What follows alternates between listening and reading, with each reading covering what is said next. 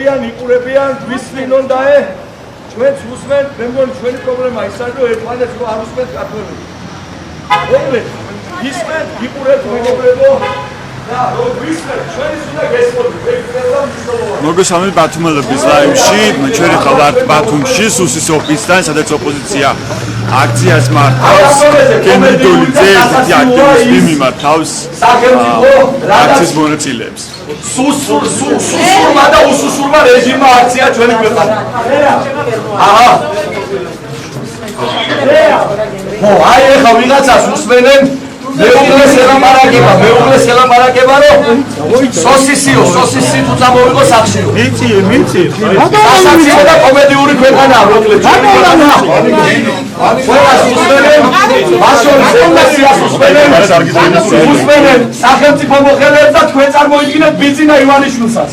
ეს ტოტალური მოსმენები უნდა დავთავრდეს, მეგობრებო. მე მინდა მივმართო სრულიად საქართველოს გულს მოусმინეთ და ნუ შეგეშინდებათ სუსის მოსმენების, იმიტომ რომ 3 ოქტომბრიდან სუსი როგორც მარხინჯი წარმონაქმნი საბჭოთა კავშირის კგბ-ს გადმონაშთი საქართველოში დაიმსხვრევა და თქვენ მოგისმენთ უკვე ხელისუფლება მოусმენს თქვენს პრობლემებს და გაითვალისწინებს თქვენს ადგილას. ეს სიმბოლური აქტი იყო დღეს, იმიტომ რომ სუსი გვისმენს და ამ საკითხს სერიოზულად ვეღარ შევხედავთ უკვე, იმიტომ რომ ფარსად, ცირკად და კომედიად აქციას ჩვენი ცხოვრება. მნიშვნელოვანია ისიც, რომ აი ნახეთ, დააკვირდეთ ჩვენი დღევანდელი რა მიზანით რა გვაქვს. ამ წლების განმავლობაში ჩვენ უყურებთ სამარცხვინოდ და არ გამოვყოფ არავის ძველიც ახალის და დღეს არის მნიშვნელოვანი დღე. მნიშვნელოვანია იმიტომ რომ აი ამ შენობის უკან არიან ადამიანები, მოქალაქეები, ამ ქალაქში ცხოვრობენ, დადიან, რომელიც კარდაკარ დადიან და უსმენენ ადამიანებს. იწერენ მათ, აი ნახეთ, ჩვენც აი ამ აქციის გადაღმა დგას კამერები, პოლიციელები და იღებს.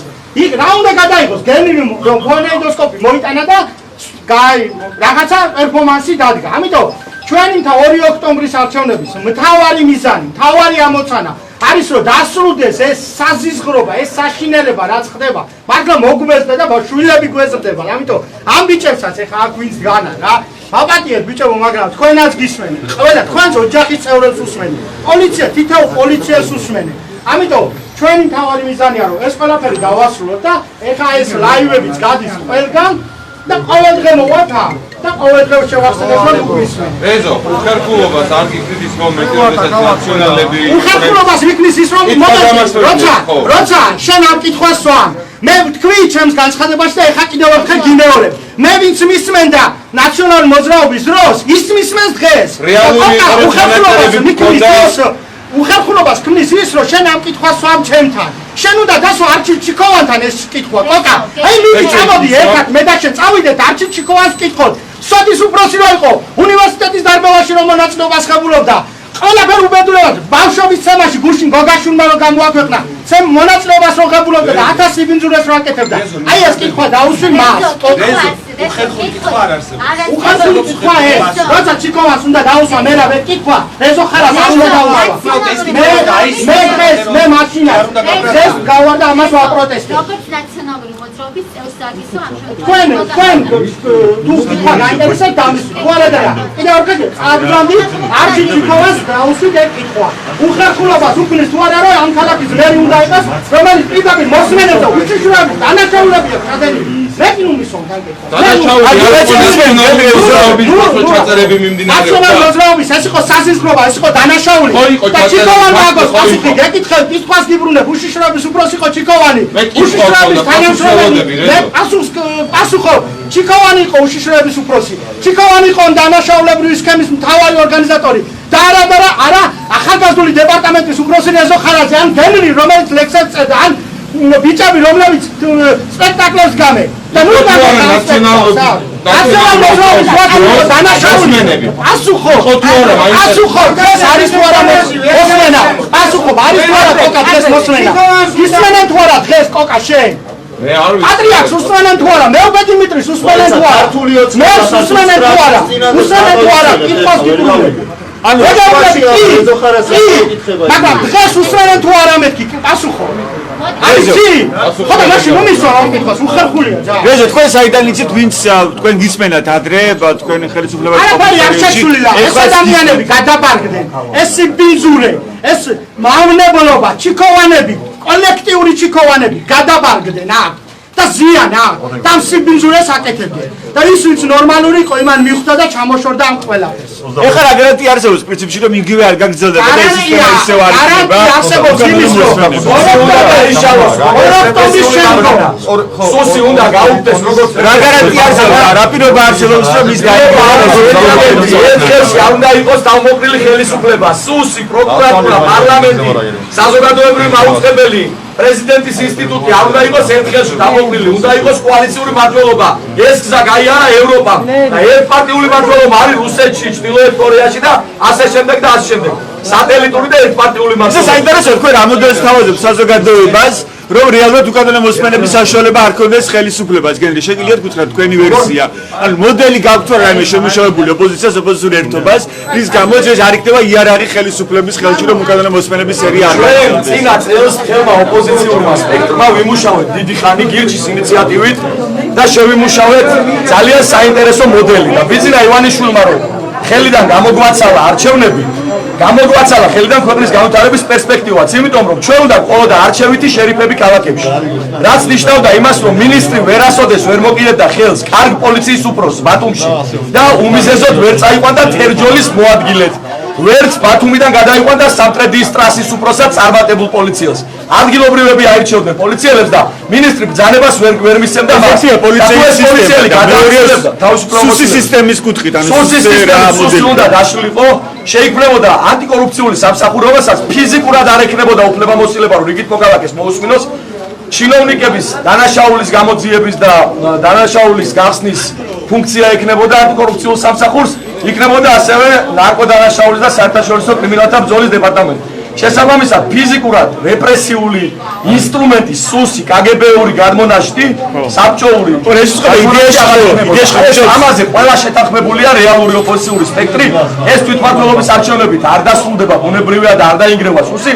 თუმცა ამ არჩევნებში ოპოზიციის გამარჯვება ნიშნავს იმას, რომ გვექნება რეფერენდუმი და კოალიციური მთავრობა ამ სისტემას დაამარცხებს. გავხსენეთ თქვენ ნახე ეს ფაილები, რომელიც სავარაუდოდ სუსიდან გამოვიდა და გამოიჩინა და რებით მე ვიხილე ფაილები და გუწფელად გითხრათ ამის მოდიმი მქონდა არაფერ არ გამკვირვებია, იმიტომ რომ ყველამ ვიცით და ჩვეულებრივ რიგით მოქალაქეებსაც უსმენენ ამ ქვეყანაში. ბევრი ადამიანისთვის დაუდიათ კომპრომატი, ბევრ ადამიანს ხელს უშლიან თავისუფალი არჩევანის გაკეთებაში, შესაბამისად ეს არ ახალი არის ჩვენთვის და სამწუხაროდ რეალობაა. დარწმუნებული ვარ, ერთეული ავადმყოფი ადამიანების გარდა არავის არ სიამოვნებს ამ სისტემაში ყოფნა. პოლიციელს, სახელმწიფო უშუალოდ თანამშრომელს დარწმუნებული ვარ, უნდა რომ აფხაზეთის გავლით საქართველოში გადმოსულ რუსეთის აგენტებს უთვალთვალოს, უნდა რომ საქართველოს ტრებს მოусმინოს და აკეთოს ის საქმე, რაც მისი პირდაპირი მოვალეობაა და არა სოფლის გამგებლის, სოლის და მისი საყვარლის ურთიერთობები არ ყვიოს. რას გააკეთებთ ყოველდღია თქვენ დაანონსებთ დღეს ყოველდღიური აქციები სუსთან, ხო? რა იქნება თქვენი მთავარი გზავნილი და რა ფორმით გამოხატავთ ამ პროტესტს? ჩვენ არ შევეგუებით ამ რეალობას, იმიტომ რომ ფაქტიურად ცხოვრობთ რაღაც კოშმარულ სახელმწიფოში, კინოს გმირი მგონია თავი და შესაბამისად ყოველდღე ახალ სიურპრიზებს შევთავაზებთ, როგორც შევთავაზობენ ახალ სიურპრიზებს. ან გექნება პერფორმანსები, პერფორმანსები გვექნება პერმანენტულად ბუნებრივია. მადლობა, ეს გენრი დოლიძე იყო ერთ-ერთი აქტივისტი, რომელიც ეხლა მართავს და აქციის ერთ-ერთი მონაწილეა, აქცია იმართება ბათუმში, სუსის ოფისთან. გენრი დოლიძე დღეს აქ მოვიდა ფონენდოსკოპი და თქვა, რომ ისიც უსმენს სუსს და სხვადასხვა პერფორმანსით გამოხატავს პროტესტს სუსის ეგრეთ წოდებული სუსის ფაილების მიმართ, რომელიც გავრცელდა სულ რამდენიმე დღის წინ, როგორც ცნობილია მედია საშუალებებს მეილებზე, სამსახურებრივ მეილზე მივიდათ ათასობით ფაილი, რომელიც არის სავარაუდოდ სუსის მიერ დამუშავებული ფაილები. და ასე გავრცელდა ეს ინფორმაცია. ეს აქცია გრძელდება ეხლა ბათუმში სუსის ოფისთან, სხვადასხვა ტრანსპარენტი აქვს მოტანილი აქციის მონაწილეებს. ტრანსპარენტებზე ვკითხულობთ აბა გისმენ, თქვენი სუსი არ გავიგო, ნუ ის სუსები, რომ მოისმინე რა გაიგე შლეგო და ასე შემდეგ. ოპოზიციური ერთობის აქცია ეს ბათუმში სუსის ოფისთან, ისინი ანონსებენ აქციას ყოველდღიურ რეჟიმში და ამბობენ, რომ სხვადასხვა ფორმით გამოხატავენ პროტესტს და სხვადასხვა ფორმის პერფორმანსს მოიფიქრებენ იმისთვის, რომ გააპროტესტონ სუსის უკანონო მოქმედებები. ისინი აპროტესტებენ იმას, რომ სუსის ფაილები, სუსი ამუშავებს ყველა პირის ინფორმაციას, ყველას უთვალთვალებს და მათ ეს ეჭვი გაუჩნდათ იმის გამო, რომ მედიაში გავრცელებული ინფორმაციის მიხედვით ათასობით ფაილია, როცა სუსი პირადი ცხოვრების შესწავლით, დეტალური შესწავლით არის დაკავებული. მედიას როგორც მოგახსენეთ და ეხლაც გავიმეორებ, მივიდა ეს ფაილები რამდენიმე დღის წინ არაიდენტიფიცირებული პირისგან და საუბარია სავარაუდოდ სუსის ფაილებზე. ამ ფაილებში არის ძირითადად აღწერილი საპატრიარქოს სასულიერო იერარქების პირადი ცხოვრება, მათი სატელეფონო ზარები, შეტყობინებები, ვის ელაპარაკებიან, რაზე ესაუბრებიან, მათი სექსუალური ცხოვრება, საუბრები სხვადასხვა ადამიანთან, სამოქალაქო ორგანიზაციის წარმომადგენლებთან, ჟურნალისტებთან, საელჩო წარმომადგენლებთან და ასე შემდეგ. ანუ დეტალიზებულია ეს ყველა ინფორმაცია და ბუნებრივ ეჭვს და ვერსიას აჩენს იმის შესახებ, რომ ნებისმიერი ჩვენგანის პირადი ცხოვრება არის თვალთვალის ქვეშ და სუსი უყურებს და სწავლობს თითოეული ჩვენგანის ცხოვრებას, პირად ცხოვრებას და ამით არის დაკავებული. უცნობია რა რესურსი და რა ადამიანური რესურსი დასჭირდა ამ პირადი ცხოვრების შესწავლას. ფაილები, რომელიც გასაჩაროვდა და მიუვიდათ მედია საშუალებებს, არის ათასობით ფაილი და ძირითადად ასახავს მხოლოდ ერთ სეგმენტს, ეს არის საპატრიარქოს წარმომადგენლების პირადი ცხოვრება, სასულიერო იერარქები და მათთან დაკავშირებული პირები, მათი ოჯახის წევრები. აქ არ არის საუბარი მხოლოდ იმაზე, რომ თქვენ კონკრეტული ეპისკოპოსის ვიზიტისადმე ან სატელეფონო საუბარი, მისი ოჯახის წევრების პირადი ცხოვრებაც და ჩანაწერით, სულ შორის საუბარიც კი ან კონფლიქტი რაღაც ყოფით საკითხებზე არის ასახული ამ კონკრეტულ ფაილებზე და დამუშავებულია დეტალურად. პატრულის არაერთი თანამშრომელია უკვე აქვს სუსის შესასვლელთან. საპროტესტო აქცია პრინციპში უკვე დასრულდა, მაგრამ აქციის მონაწილეები ამბობენ, რომ ისინი ყოველდღურად მოვლენ აქ, რომ გააპროტესტონ სუსის უკანონო საქციელი, უკანონო თვალთვალი და ისინი დებენ იმის პირობას, რომ თუკი ხელისუფლება შეიცვლება, რეალურად შეიცვლება სისტემაც და სუსი უნდა დაინგრეს. დღევანდელი აქციის ერთ-ერთი მთავარი გზავნილი იყო სწორედ ეს. თუმცა კონკრეტული მოდელი თუ რა ფორმით უნდა დარჩეს ეს სამსახური, ან უსაფრთხოებაზე რომელმა უწყებამ უნდა იმუშაოს და რა ფორმით, ან როგორ უნდა შეეძლოს კონკრეტულ უწყებას, რომ მოისმინოს ჩვენი სატელეფონო საუბარი, ან დააკვირდეს თითოეული ჩვენგანის ცხოვრებას. ეს მოდელი მე პირადად ამ აქციაზე ვერ მოვისმინე. მნიშვნელოვანია ასევე ისიც, რომ უკანონო მოსმენები ბოლო პერიოდში, ბოლო წლების განმავლობაში არაერთხელ იყო და გახდა პროტესტის საგანი. ასევე ცნობილია ის მოვლენაც, რომ წინა ხელისუფლების მისამართაც არსებობდა იგივე პრეტენზია, რომ ასევე სუსი უკანონოდ უთვალთვალებდა ადამიანებს და რამოდენიმე წლის წინ განიხილა ეს საქმე საქართველოს სანონსისწრო სასამართლომ, მაგრამ მიუხედავად იმისა, რომ გავიდა 25 თვე, ანუ 2 წელიწადზე მეტი დრო და განხილვა უკვე დასრულებულია საკონსტიტუციო სასამართლოში, ამის მიუხედავად გადაწყვეტილება სასამართლოს არ მიუღია.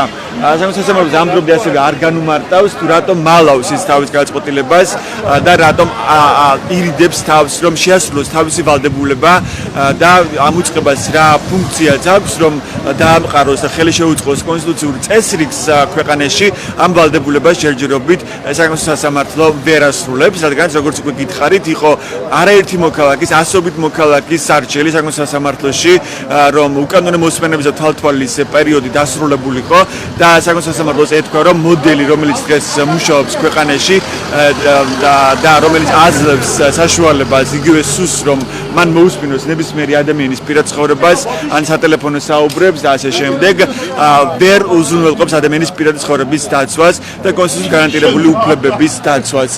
მაგრამ იმის მიუხედავად, რომ ამ სარჩელის განხილვა უკვე დასრულდა საკონსტიტუციო სასამართლოში და გავიდა დაახლოებით 2 წელი, სასამართლოს ამ დრომდე ეს გადაწყვეტილება არ მიუღია.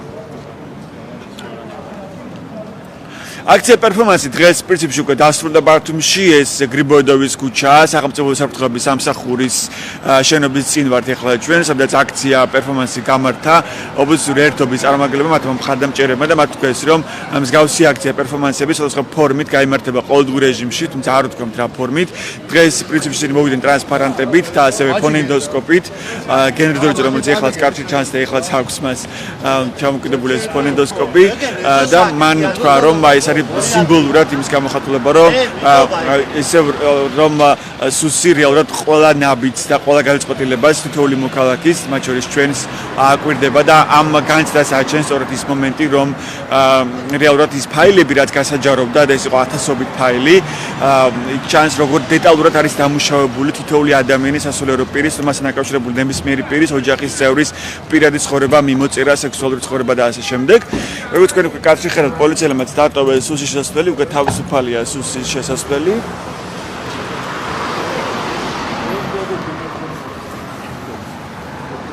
ნახოთ როგორ გამართლდება პროცესები, ეს იყო ოპოზიციური ერთობის პროტესტი.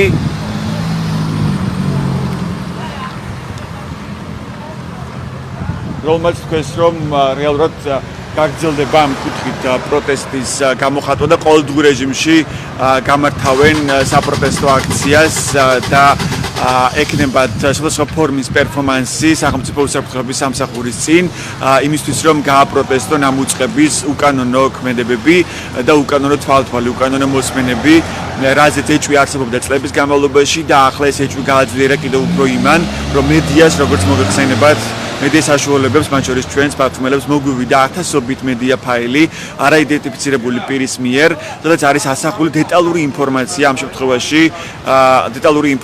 შემთხვევაში საპატრიარქოს კონკრეტული პირების, სასულიერო იერარქების, დაბალი რანგის სამღვდელოების, პირადი ცხოვრების, მათი საუბრები, სატელეფონო საუბრები, სექსუალური ცხოვრება, სექსუალური ორიენტაცია, რომელიც სასულიერო პირია, ჰომოსექსუალი, გეი, ვისთან აქვს ურთიერთობა, რა ფორმით უკავშირდება თავის პარტნიორს, გასაუბრება ტელეფონზე და ასე შემდეგ. ცოლ-ქმარ შორის სატელეფონო საუბრებიც ან კონფლიქტიც კი ყოფილი დონეზე არის ასახული ამ ფაილებში და ასე დეტალური დამუშავება ამ ინფორმაციის მარტო ერთი კონკრეტული მიმართულებით, რაც უკავშირდება საპატრიარქოს, აჩვენს ბუნებრივია იმ ეჭვებს, რომ ნებისმიერი ადამიანის პირადი ცხოვრება არის ან უთვალთვალებენ, ან ძალიან მარტივია სახელმწიფოს ხელში დღეს, რომ უთვალთვალოს და გაიგოს ნებისმიერი პირის მიმოწერა, სატელეფონო საუბარი, არჩევანი, თავის სექსუალური ცხოვრება, პირადი ცხოვრების სხვა დეტალები, ანუ ეს რომ მარტივია, ბუნებრივია დეტალები თუ კი ეს ფაილები არის რეალური და ნამდვილი და ეს ჯერჯერობით არ დაუდასტურებია სახელმწიფოს ხელისუფლებას, ამ შემთხვევაში ბუნებრივია ეს ამ ეჭვებს აჩენს, რომ ჩვენი პირადი ცხოვრება არ არის რეალურად ჩვენი პირადი ცხოვრება და კონსტიტუცია ჩვენ ვერ გვიცავს. მე აქვე გეტყვით იმასაც, რომ რეალურად ამ საკითხზე ამ კუთხით არაერთი პრეტენზია არსებობდა როგორც ამ ხელისუფლების მისამართით, ასევე წინა ხელისუფლების მისამართით და საგულისხმოა ისიც, რომ უწყება, რომელიც უნდა უზრუნველყოფდეს კონსტიტუციის დაცვას ქვეყანაში და ჩვენი კონსტიტუციური უფლებების დაცვას ქვეყანაში, თქვენ ხედავთ სუსის შენობას ბათუმში, ეს არის ბათუმის ოფისი, სახელმწიფო უსაფრთხოების სამსახური, და სწორედ აქ გაიმართა საპროტესტო აქცია და მინდა შევნიშნო ჩემი ლაივის ბოლოს ერთი მნიშვნელოვანი ამბავი, რომ კონსტიტუციური წესრიგის უზრუნველყოფას ახდენს ქვეყანაში საკონსტიტუციო სასამართლო. ამ სასამართლოს 4 წლის წინ მიმართა ასობით მოქალაქემ, რომ სუს აღარ ქონოდა ნებისმიერი მოქალაქისთვის უკანონოდ მიყურადების თვალთვალის საშუალება და კანონმდებლობაში არ ყოფილიყო იმის საშუალება და ხრელი ან რომელიმე ჩანაწერი, რომელიც მისცემდა სუს უკანონო თვალთვალის საშუალებას.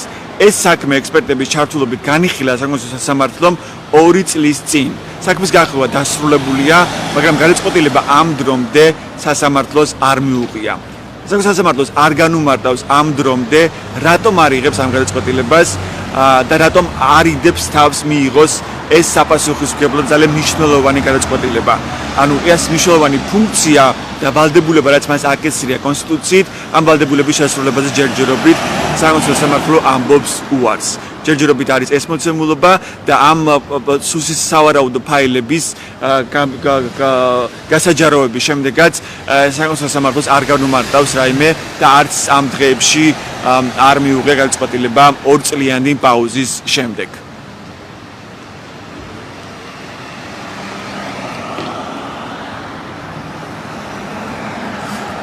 ეს არის სახელმწიფო უსაფრთხოების სამსახურის შენობა, სუსის შენობა ბათუმში. აქ დასაქმებული ადამიანები რეალურად უნდა ზრუნავდნენ იმისთვის, რომ დაცული იყოს ჩვენი უსაფრთხოება, თითოეული ჩვენგანის უსაფრთხოება და სახელმწიფოს უსაფრთხოება.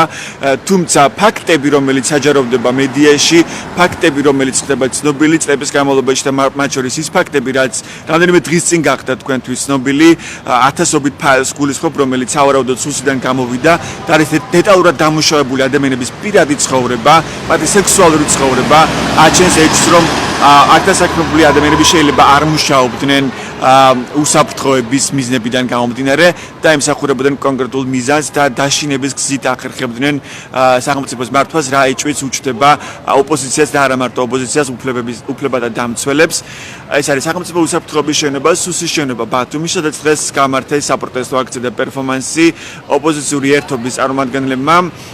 მათ ისინი ფონენდოსკოპით მოვიდნენ აქ და თქვეს, რომ მიადეს შენობას ყურსასმენი და თქვეს, რომ აი ასე აკვირდება ნებისმიერი ჩვენი გულის ფეთქვას, ნებისმიერი ჩვენ ნაბიჯს, თითოეული ჩვენგანის ნაბიჯს სახელმწიფო სუსის საშუალებით. ოპოზიციამ ასევე დატოვა დღეს გზავნილი, რომ მათი მთავარი დაპირება იქნება ის, რომ სუსი უნდა დაინგრეს, თუ კი ხელისუფლება შეიცვალოს, ისინი ამ პირობას შეასრულებენ, აცხადებს ამას ოპოზიცია და ყოველდღიურ რეჟიმში აპირებენ, რომ გამართონ საპროტესტო აქცია და პერფორმანსები, საიმისოდ, რომ გააპროტესტონ სუსის უკანონო მოქმედებები. ოპოზიციის საპროტესტო აქცია უკვე დაიშალა, პოლიციელებიც უკვე წავიდნენ, აი ქუჩის კუთხეში ხედავ მე უკვე მათ. ნახოთ როგორ განვითარდება პროცესები, მათ შორის რა ფორმებს მიიღებს პროტესტის გამოხატვა აქ სუსის შენობის წინ. ეს ბათუმელების ლაივი იყო, მე ჟურნალისტი ჯაბანენიძე ვარ. დიდი მადლობა ყურადღებისთვის, ეწვიეთ ჩვენს გვერდებს ბათუმელები ჯირანეთ გაზეთი ჯირო მიიღოთ განახლებული და სანდო ინფორმაცია. დროებით